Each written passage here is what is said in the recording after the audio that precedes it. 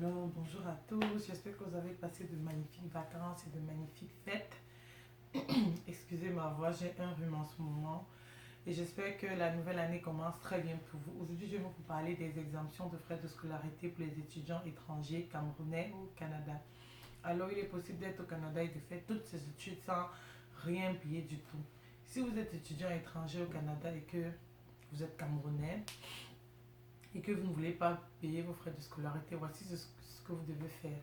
Alors, je mettrai en barre d'infos les liens, tous les liens dont vous aurez besoin pour faire votre demande. Alors, en premier, vous devez télécharger un formulaire dépendamment de quand est-ce que vous voulez demander vos frais d'exemption de scolarité.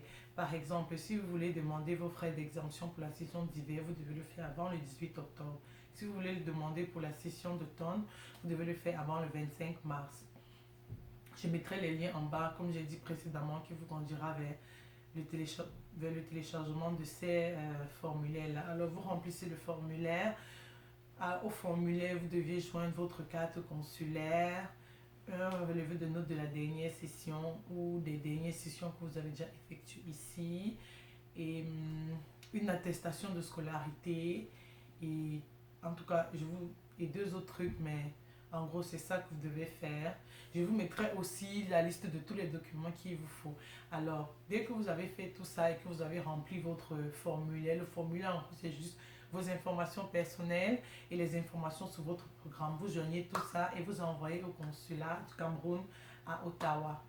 Et ce sera à eux de juger selon vos notes si vous êtes apte à recevoir cette bourse. Alors, il faut savoir qu'il n'y a que 8 bourses pour tous les étudiants camerounais inscrits dans un cycle universitaire dans le Canada. Donc, c'est très compétitif. Et moi, je conseillerais, si vous avez vraiment, vraiment de bonnes notes, il faut appliquer. Mais si vous avez des notes moyennes, je ne sais pas trop. Mais bon, on ne sait jamais. Appliquer quand même. Il faudra aussi que vous sachiez que ces bourses sont accordées seulement pour la durée du dit programme. C'est-à-dire quoi? Ça veut dire que si vous êtes en licence, par exemple, vous devez faire un baccalauréat de 3 ans, la bourse ne vous est accordée que pour 3 ans, c'est-à-dire hormis les sessions d'été.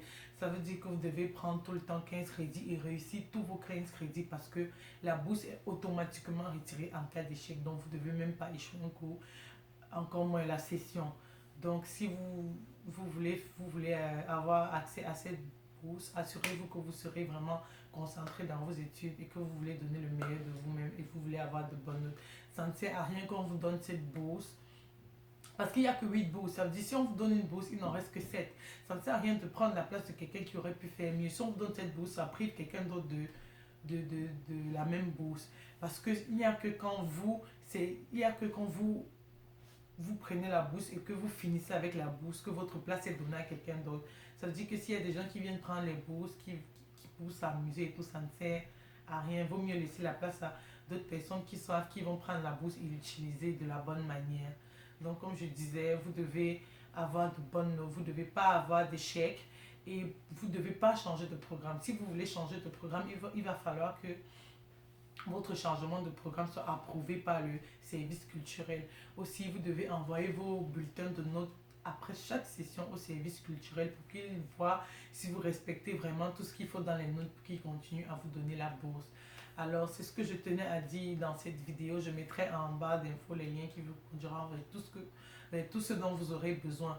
Aussi, il est important de savoir que si jamais vous ne voulez pas prendre la bourse, vous vous dites non, je ne vais pas prendre cette bourse parce que je ne suis pas sûr de supporter 15 crédits ou je ne suis pas sûr de réussir tous mes 15 crédits avec de bonnes notes. Vous pouvez aussi essayer d'aller dans d'autres universités. Par exemple, il y a l'université d'Ottawa.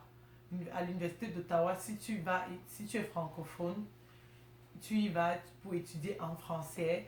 Directement,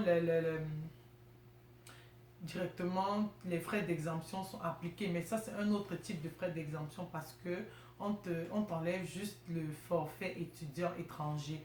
Parce que ici, quand vous recevez une facture, vous avez le forfait normal, genre ce que vos cours coûtent normalement.